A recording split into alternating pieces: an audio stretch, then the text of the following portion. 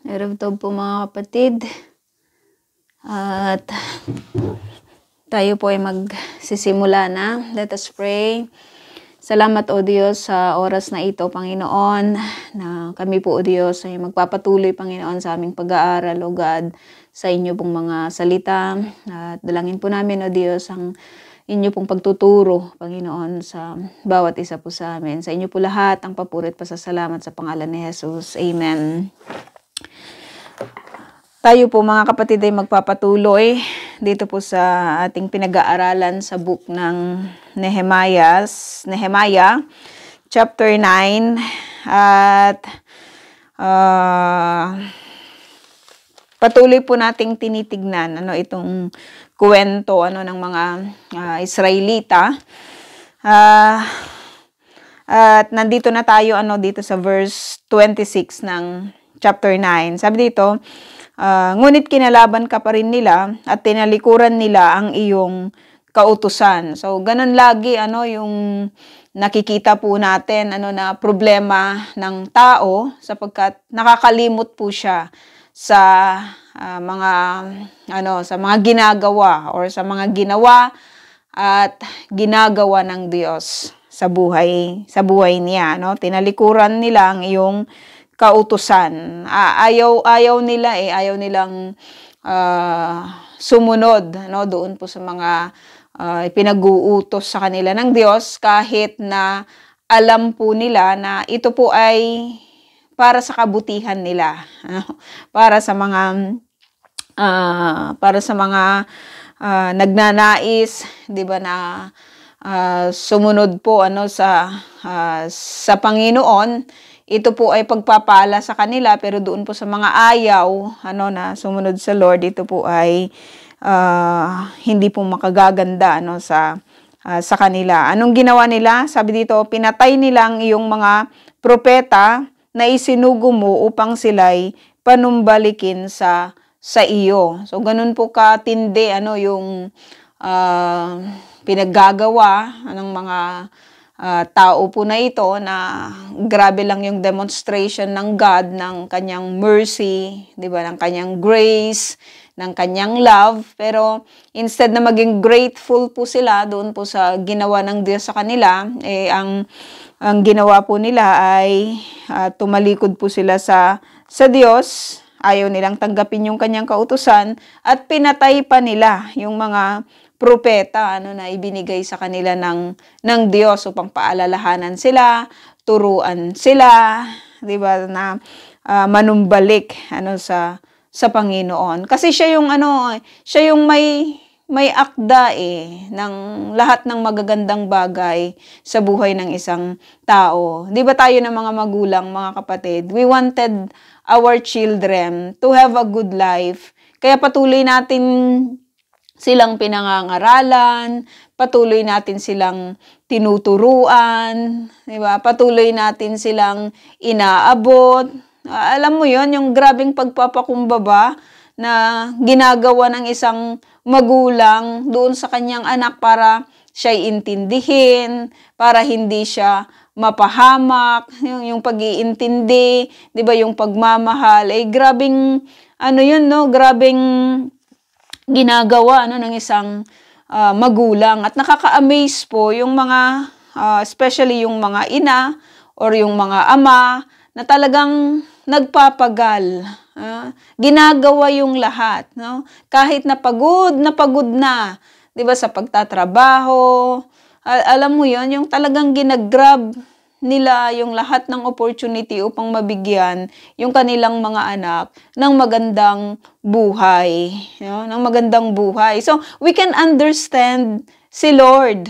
Naggrabe din yung pag-abot niya sa mga tao, pagtulong niya sa kanyang mga anak, pagtuturo, 'di ba, sa kanyang mga anak, pagpapakilala ng kanya pong sarili. Kasi ang nais po niya ay mabigyan ng buhay na kaaya-aya, maayos yung buhay ng kanyang mga anak. Sabi dito, ngunit ang ginawa po nila ay patuloy po nilang hinamak ang Diyos, no? Patuloy kanilang hinahamak. Sabing gano'n, no? Ang sakit nun sa isang sa isang parent, 'di ba na hinahamak ka ng anak mo. Yung alam mo 'yon, yung nilalapastangan ka, sinisira yung iyong pangalan, 'di ba? Yung sinasagot-sagot ka na nga lang 'di ba?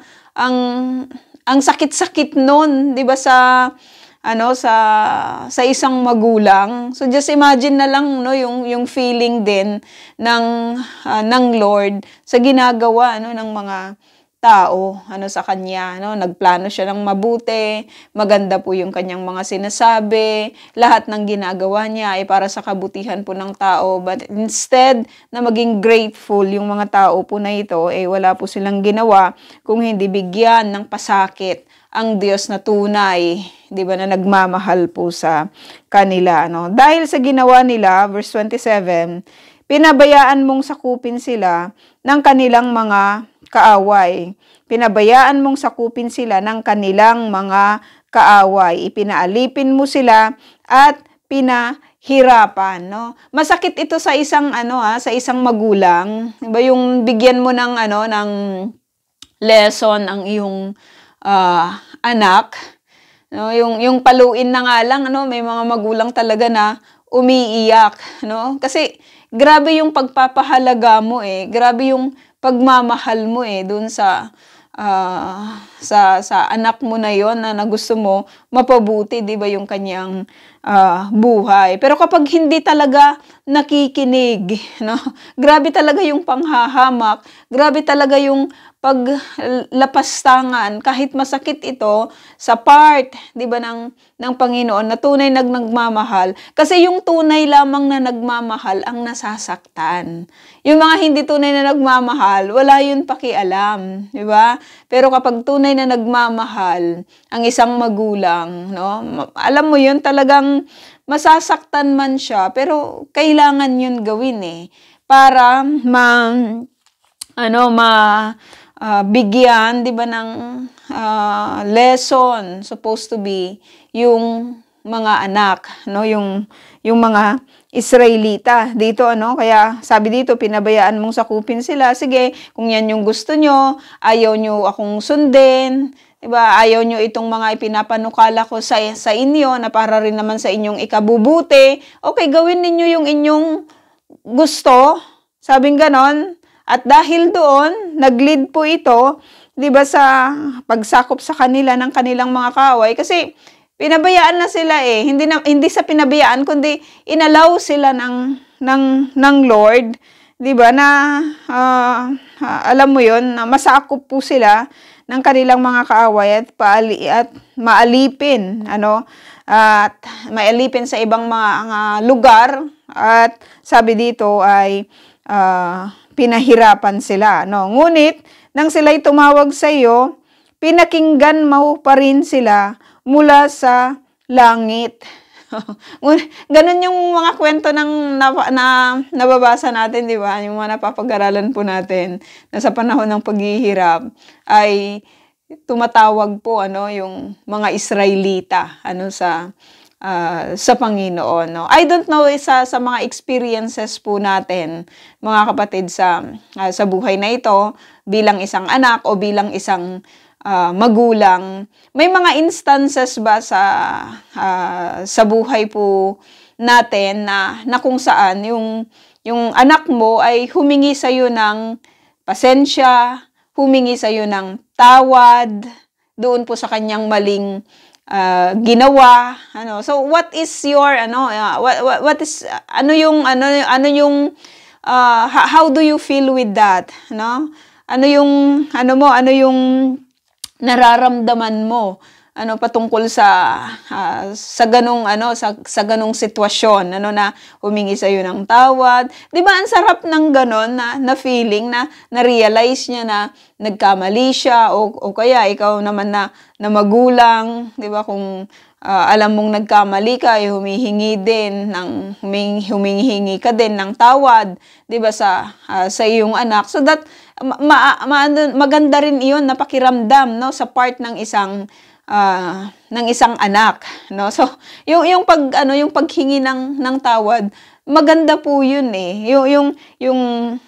Babalik ulit, 'di ba, sa kanyang sa tahanan, tapos hihingi ng tawad, mare-restore yung relationship, no? Meron akong kwento na na napakinggan dati na yung isang anak ay grabing lumaban sa kanyang mga magulang, no? Yung parang lagi niyang lagi niyang ipinananakot na aalis siya. Lalaki yun eh. Aalis siya, yung ganon, magbabarkada. So, pinabayaan siya. Sabing ganon, sige, kung gusto mong umalis, umalis ka. Tapos, doon sa kanyang pag-alis, doon niya na-realize, di ba, na mahirap pala talaga ang mahiwalay, di ba, sa kanyang tahanan. O mahirap pala yung maihiwalay, di ba, sa kanyang mga magulang. So, bumalik ulit siya at humingi ng tawad, di ba, sa kanyang mga magulang. At na-restore yung relationship. Kung sa human standpoint, mga kapatid, naiintindihan natin kung paano po ito nag-work. Ganun din, sa Panginoon, na kapag ang isang tao ay nag-surrender muli, 'di ba, ng kanyang buhay, humingi ng tawad sa lahat ng kanya pong mga pagkakamali, grabing joy, 'di ba, yung ibinibigay nito, no, sa Panginoon, no? Nagre-rejoice po yung kalangitan kapag meron pong kahit isa, 'di ba, na isang makasalanan na nanunumbalik sa Panginoon, no? At alam mo yung makikita po natin kung titignan po natin yung mga character po ng Diyos na ito. Napaka pasensyado lang talaga niya. 'Di ba? Grabe yung kanyang patient sa tao, no? At dahil po doon po sa kanyang patient na yon, doon sa kanyang malakihan po na pagpapasensya, 'di ba, sa tao, ay alam niya 'di ba?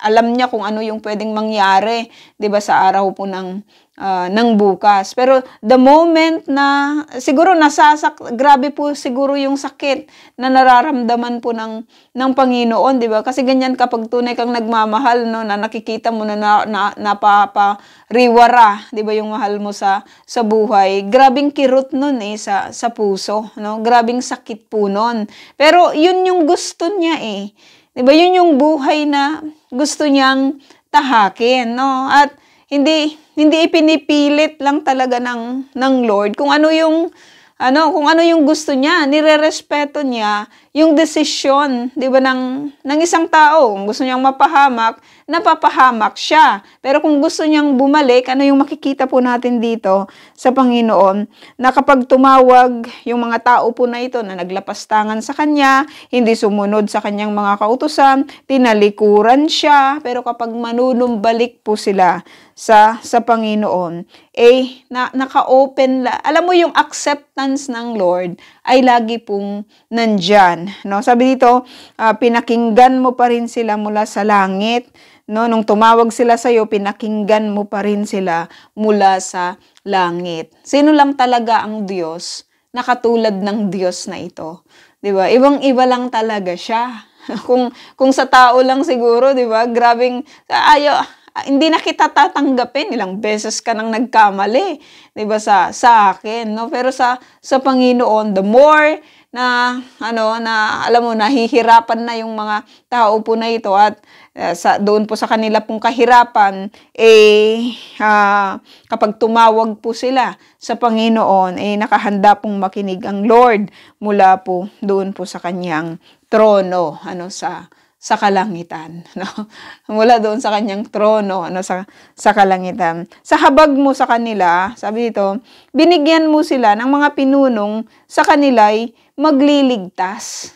Ito na naman yung habag, 'di ba? Makikita po natin yung description talaga sa character po ng Diyos na ito, 'di ba, ay sobra po yung kanyang habag, no? Grabe po yung kanyang habag. Kaya nga nagre-reflect din po yung character na ito sa atin na sumusunod po sa Panginoon. Kaya nagkakaroon din po tayo ng habag, 'di ba, sa mga tao na alam mo yon, sa mga panahon na ito hindi pa nila pinipili, 'di ba, ang Diyos, no? Patuloy pa rin tayong umaabot, patuloy pa rin tayong nagtuturo kahit hindi na tayo pinapakinggan, 'di ba? Yung alam mo yon, yung patuloy pa rin tayong nag-i-invite, patuloy tayong nagpapalakas kahit hindi nila tayo pinipili, kasi nga nagre-reflect sa atin yung habag ng Diyos, no? Naiintindihan natin sapagkat dumating din sa punto ng buhay natin na ganun din po tayo. Ayaw natin sa Lord,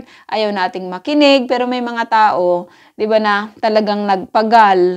May mga tao na nanalangin sa atin. May mga tao na hindi nag-give up sa atin, no? So, ipinagpapasalamat po natin 'yon sa Panginoon. 28, ngunit ang buhay nila ay naging matiwasay. Ito na naman, pabalik-balik na naman, no?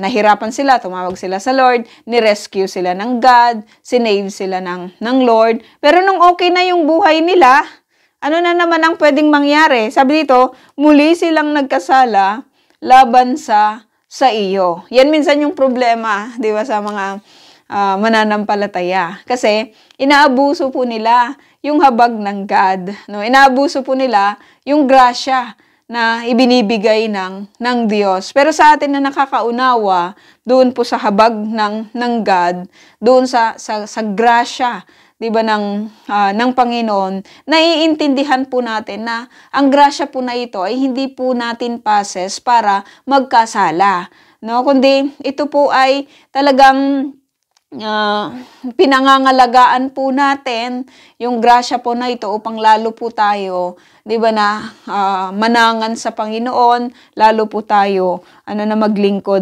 sa Lord. Yung mga tao po na ito na pinag-aaralan po natin, naging okay na naman yung buhay nila kasi ni-rescue na naman sila, 'di ba, ng Panginoon, at bumalik po sila muli sa pagkakasala laban sa Panginoon. Kaya't pinabayaan mo silang muling matalo ng kaaway, no? Grabe lang yung no, hindi nila nakukuha yung punto ng Diyos. Hindi nila nakukuha yung lesson sa buhay na ito.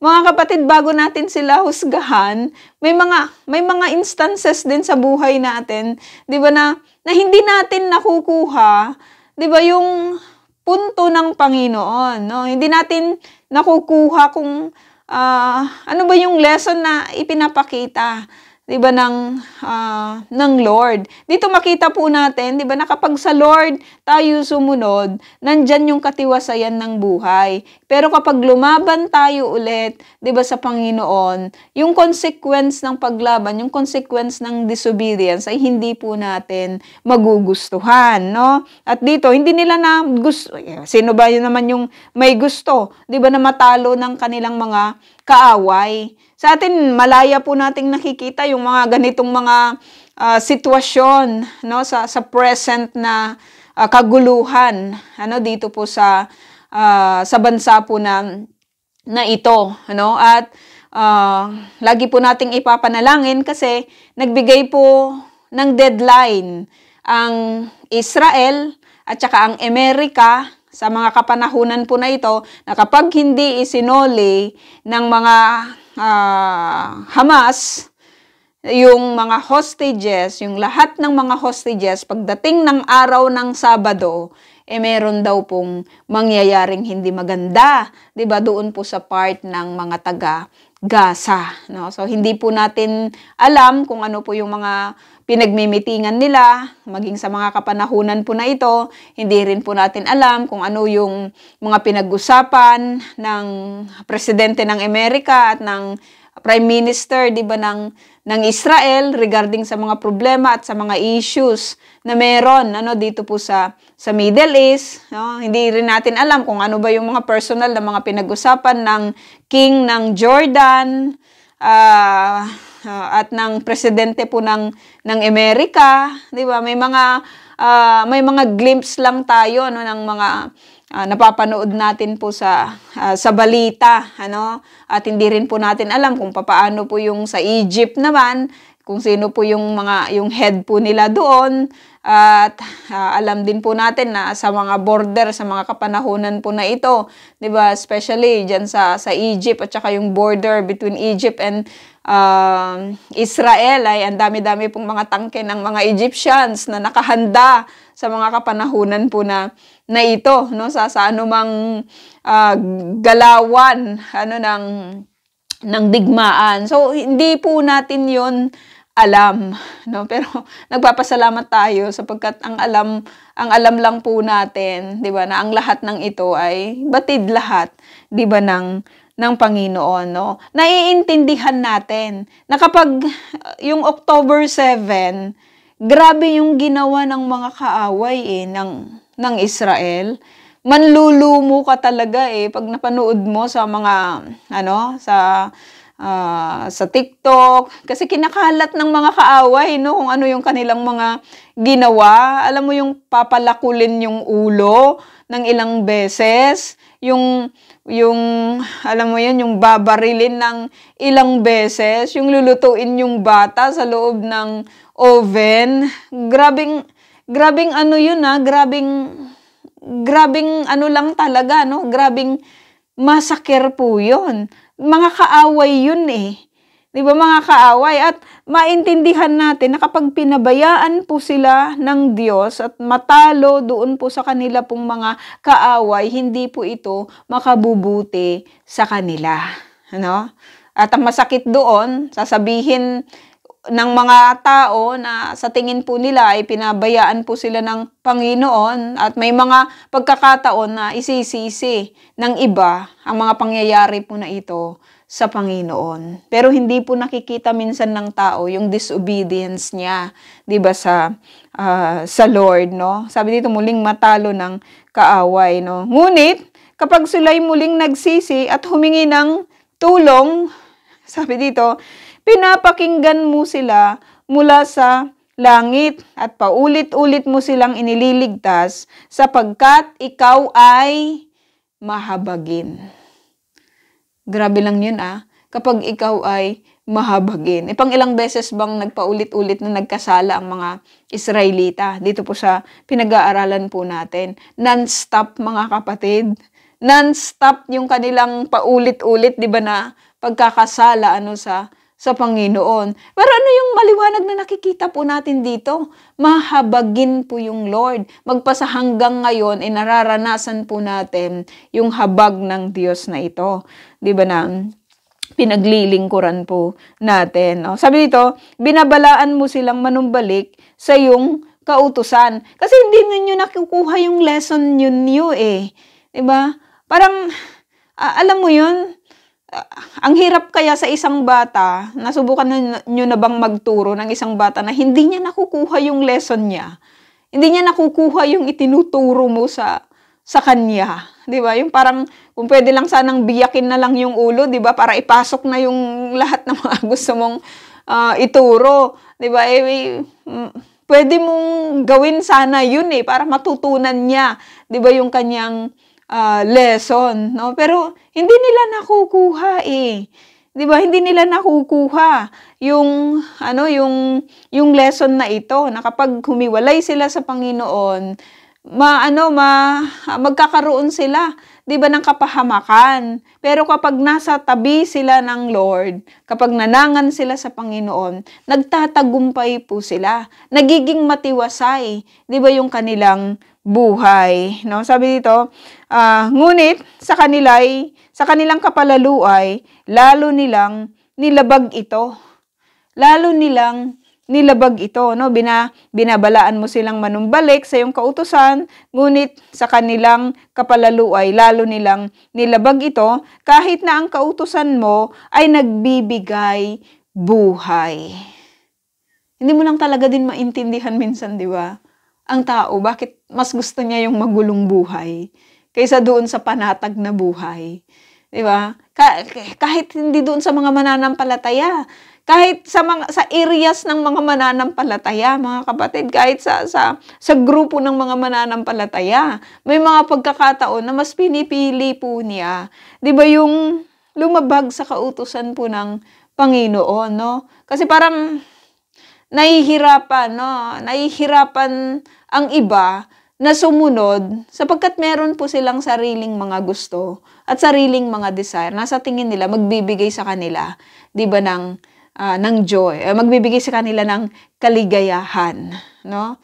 Magbibigay ng kaligayahan. Kaya hindi nila yung iba pinangangalagaan yung kautusan, 'di ba, ng Panginoon. Pero alam mo 'yun, kapag hindi kasi sa Panginoon, hindi rin naman nagtatagal eh. 'Di ba? Hindi rin naman nagtatagal, no? Sabi dito, sa katigasan ng kanilang uloy, sinuway nila iyon. Maraming taon na pinagtiisan mo sila at binalaan ng iyong espiritu sa pamamagitan ng mga propeta, ngunit hindi pa rin sila nakinig, kaya't ipinasakop mo na naman sila sa mga dayuhan, no? So maraming taon, magpasa hanggang ngayon, mga kapatid, yun pa rin yung problema ng tao. Yun pa rin yung problema maging sa lugar po na ito, no? Dati ang tingin ko dati nung wala pa ako dito, hindi pa ako nakakarating sa Israel, ang mindset ko, yung lahat ng mga tao po dito sumusunod, 'di ba, sa Panginoon, no? Kasi sa dami na ng kanilang mga naging experiences, 'di ba, ng disobedience na hindi naman sila napabuti, 'di ba? Parang grabe lang talaga nung hindi pa ako nakakarating dito. Marami akong mga yung alam mo 'yun, marami akong mga iniisip patungkol sa lugar na ito, no? At merong dati nagsabi sa akin na nasabi doon sa Israel, sabing gano'n, meron daw isang parang isang anong tawag doon, yung river na sabay-sabay daw silang yung minsanan lang sila na maligo daw yung mga Israelita, no? Pero nung pagdating ko dito, wala namang ganon, 'di ba? Kaya ibang-iba lang talaga kapag nakarating ka rito, 'di ba? Tapos konektado ka pa sa mga nababasa sa scripture. Tapos nakapagtrabaho ka pa, 'di ba, sa lahi po na ito. Ibang-iba lang talaga, no? Iyon ay pagpapasalamat lang talaga natin sa Panginoon, no? Sa tanang buhay po natin na pinagkalooban niya tayo ng pagkakataon na makarating dito, makasama yung mga taong ito na pinili niya, manirahan dito sa bansang ito, 'di ba, na pinili din po niya, 'di ba? At magpasa hanggang ngayon patuloy pa rin na nakikita po natin yung habag, 'di ba, ng Diyos sa kanila. Bakit ba sila hirap na hirap sa kanila pong mga kaaway, no? Yung alam mo 'yun, yung walang security. Hindi mo alam, paglabas mo may may mamamaril, paglabas mo may mananaksak. Paglabas mo, may bobomba. Walang peace. 'Di ba? Walang security. Kasi they rejected the King of Peace na walang iba kundi ang Panginoon. Kasi pansin mo, doon sa isang terorista na nakakilala sa Panginoon, no? Sa kwento ni Musab Hassan Yosef, iba, isa siyang anak ng founder ng Hamas, no? Grabe yung kanyang galit sa mga Hudyo, no? Sa mga Israelita, no? Na talagang wala siyang ibang naisin kung hindi patayin, 'di ba, yung lahi na ito. Pero nakakilala siya sa Panginoon. Hindi ko alam kung nabasa niyo yung kanyang libro, 'di ba, na umattend siya sa isang church. Tapos na-amaze siya, bakit ganon? Bakit ganon sila? 'Di ba, na parang grabe yung grabe yung pagpapakita nila ng pagmamahal, 'di ba, sa isa't isa. Bakit walang galit? 'Di ba? Bakit gano'n? No, kasi marami din namang mga 'di ba, na tumanggap sa Panginoon, may ano naman sila, no, maganda naman yung kanilang relasyon ano sa mga Hudyo, ano, at nakikita po natin 'yon ano dito po sa bansa po na ito. Pero meron ano yung mga hindi talaga naniniwala ano sa kautusan ng Diyos at ginagawa po nila yung lahat ng kanila pong maibigan. Kaya unrest sila, no? Wala silang rest. Alam mo yun, yung talagang lagi na lang, napakasarap lang siguro na makita na ang Israel ay talagang magkakaroon na ng tunay na kapayapaan. No? Sa ngayon, tinatrabaho, di ba, ng Amerika yung peace talks, di ba, alam mo yun, kasi siya ngayon yung nasa power. At marami siyang kayang gawin eh. Alam mo yun, yung isa-sanction lang niya yung isang country. Sasabihin niya na ganito, ganyan. Di ba? Pwede niya pong gawin yon no, sa mga kapanahunan po na ito. So, tinatrabaho nila yung peace talks between Ukraine at saka ng Russia.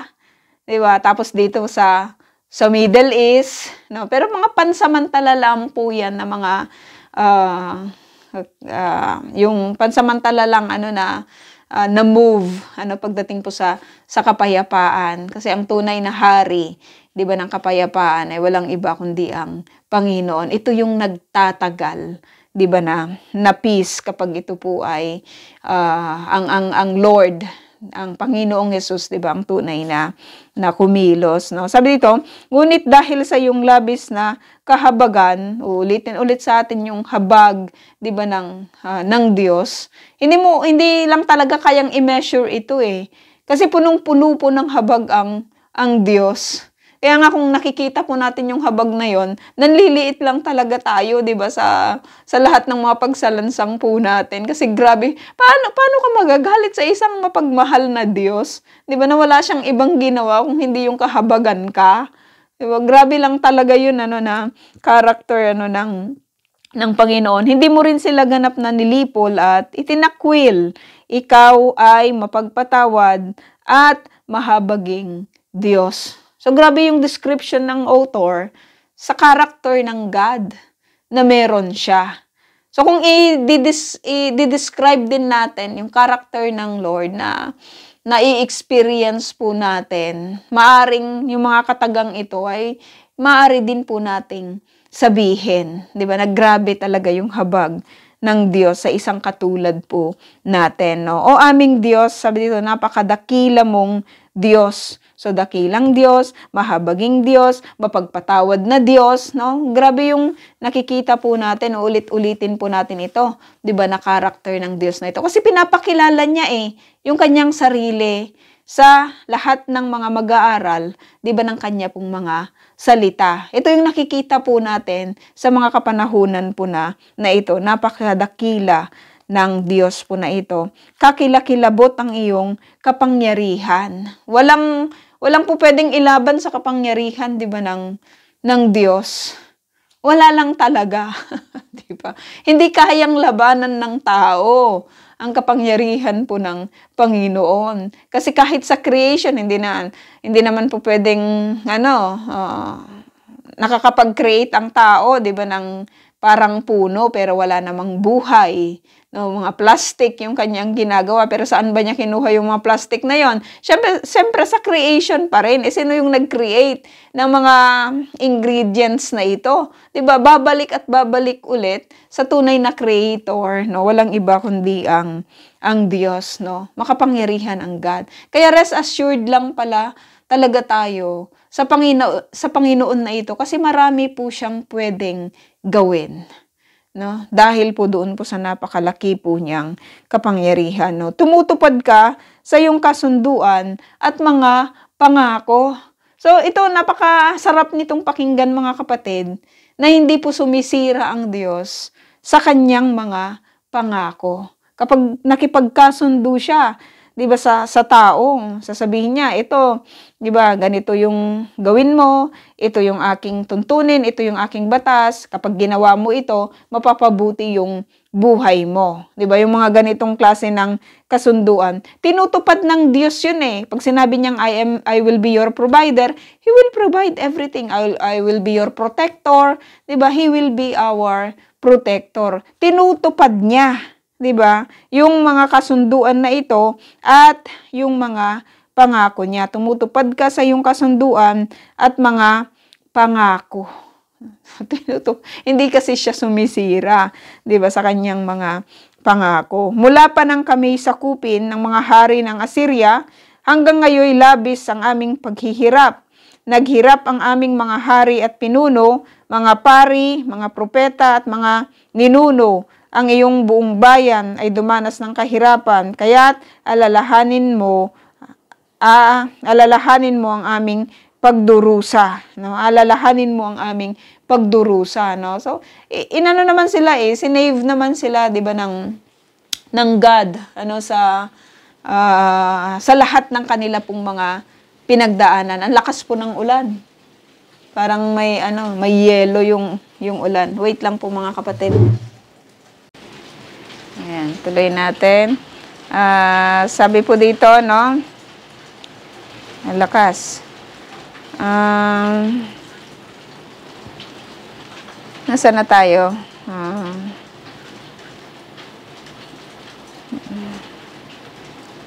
Dito, verse 33. Sabi dito, makatwiran ka sa iyong pagpaparusa sa amin. Makatwiran ka sa iyong pagpaparusa sa amin, no? Grabing pagtingin yun sa Diyos, 'di ba? Sa pagpaparusa na, alam mo yun, sinasabi niya na, makatwiran lang, Lord, yung ginagawa mo sa amin, no? Yung hindi sasabihin na, bakit ganyan ka na, Diyos? Bakit mo kami pinabayaan? Hindi ganon, no? Ang nakikita po natin dito sa author na ito, na sinasabi po niya, kung ano po yung nangyari, Lord, tama lang ang iyong desisyon, makatwiran ka, 'di ba? Alam mo yun, may katwiran ka sa iyong ginagawa, 'di ba? Grabing pagtanggap yun, doon po sa pagpaparusa, na nangyari, sa kanila. Naging tapat ka sa kabila ng aming pagkakasala. So, kung i-highlight lang natin, mga kapatid, itong mga napakagandang mga description, 'di ba, ng Diyos po na ito. Grabe lang talaga yung yung magiging impact nito, 'di ba, sa buhay po natin, no? Kasi alam po natin na talagang makatwiran ang God, talagang tapat ang Diyos, kasi nakita po natin ito all throughout yung history, 'di ba, ng mga Hudyo, at maging sa kapanahunan po natin ngayon, no? Patuloy pa rin yung demonstration ng God ng kanya pong mga character na ito. Ang aming mga ninuno, sabi dito, hari, pinuno at pari ay hindi sumunod sa iyong kautusan. Grabe lang talaga yung nangyari sa mga Israelita din, 'di ba? Kasi hindi lang yung mga yung mga ordinaryong mga tao ang hindi sumusunod sa Panginoon, kundi kasama rin yung, alam mo yun, yung mga hari, yung mga pinuno, at yung mga pari. Yung mga pari na supposed to be, mga servants ito ng Lord, no? Pero kahit sila ay hindi rin sumunod sa kautusan po ni Yahweh, no? So nakakalungkot po yun, natagpo, no? Anong ginawa nila? Sinuway nilang yung mga utos at babala. Marami din naman kahit sa kapanahunan po na ito, the so-called, doon po sa mga taong nagsasabing sila yung mga mananampalataya, pero hindi naman sila sumusunod ng totohanan sa Panginoon. So it's the same story. Wala lang talagang ipinagkaibang disobedience ng tao sa Panginoon, no? Magmula pa noon, ilang taon na yung nakakalipas, parehas pa rin ang disobedience ng mga tao noon at disobedience ng mga tao sa kapanahunan po na ito. Pero ang nakikita po natin, yung habag ng Diyos. 'Di ba? Yung katapatan ng Diyos. Kasi kahit marami po yung mga hindi sumusunod, meron din namang mga nare-refine na tao, 'di ba, na sumusunod ng totoo sa lahat ng mga naisin, 'di ba, ng Panginoon, no? At nawang mapabilang po tayo sa mga tao po na 'yon, 'di ba, na kahit mahirap mas pinipili, 'di ba, na sumunod sa Panginoon. Sabi dito, sa gitna ng kasaganaang kanilang tinatamasa, sa ilalim ng mabuting pamamahala ng kanilang mga hari, sa kabila ng malalawak at matatabang lupaing kanilang minana, hindi pa rin sila naglingkod sa iyo at nagsisi sa kanilang mga kasalanan. Ang nakikita natin dito, ibinigay na lahat sa kanila ng Lord. Binigay niya yung lupain, 'di ba? Ibinigay niya yung lahat ng provision na meron sa lupain na 'yon. Ibinigay niya ang tubig, ibinigay niya ang ulan. Ang dami niyang ibinibigay 'di ba, sa tao. Pero sa kabila ng lahat ng 'yon, sabing gano'n, hindi pa rin sila naglingkod sa iyo at hindi pa rin sila nagsisi sa kanilang mga kasalanan, no? Yung kindness ng Panginoon, hindi ito nag-lead sa kanila sa repentance. No? Grabe lang talaga, no, na nakakalungkot lang talaga na na isipin yung ganon, 'di ba? Na kapag talagang naunawaan mo yung habag ng Diyos, yung plano ng Diyos, yung pagmamahal ng Diyos, 'di ba? Masasaktan ka talaga doon sa mga tao na ayaw piliin, 'di ba, yung Panginoon kasi hindi nila nauunawaan At may mga pagkakataon na hindi nila nauunawaan dahil walang nagtuturo, 'di ba, sa kanila. Walang nagtsatsaga, 'di ba, na magturo sa kanila. Nawa tayo mga kapatid, ay magkaroon din po tayo ng habag, 'di ba, na palagian, palagi in season or out of season, ay palagi po tayo, 'di ba, na magbabahagi tungkol po sa habag ng Diyos na ito. 'Di ba? Tungkol po sa kanyang katapatan. 'Yun lang naman talaga yung message natin 'Di ba? Yung message ng scripture yung ipakilala yung Diyos na ito na wala siyang katulad, no? Pagdating sa kanyang habag, pagdating sa kanyang katapatan, 'di ba? Pagdating sa kanyang pag-ibig, wala siyang katulad. No, wala siyang katulad. Kaya madali lang yung presentation natin, 'di ba, sa tao kasi ang pinapakilala po natin ay walang iba kundi ang Diyos na ito, 'di ba, na wala siyang katulad, no? Wala nang ibang mensahe ang mga mananampalataya no? Kundi ang mensahe ng katotohanan tungkol sa pagkatao ng Diyos. Kasi kapag nakita ng tao yung kadakilaan po ng Diyos na ito, hindi talaga po pwede na kapag ready yung heart po nila, 'di ba, na hindi isubmit yung buhay nila sa isang napaka mapagmahal na Diyos na katulad po ng ating Diyos, 'di ba, na pinaglilingkuran. Sabi dito, ngayon sa lupaing ito na iyong ipinamana, sa lupaing ito na ang pagkain ay sagana, kami busabos at alipin. 'Di ba? Ang dahilan ay ang aming pagkakasala, kaya ang nagpapasasa sa ani ng bukid ay ang mga haring sa aming lumupig. Nasusunod nila anumang gustuhin, pati mga kawan namay inaangkin o sukdulan na itong hirap namin. No? Grabe. Sukdulan na, Lord, itong hirap namin. 'Di ba? Dahil sa pagkakasala, 'di ba, namin, no? So nakikita po nila talaga na kapag wala sa Panginoon, grabe lang talaga yung distraction, no? Grabe lang yung mga pangyayari, ano?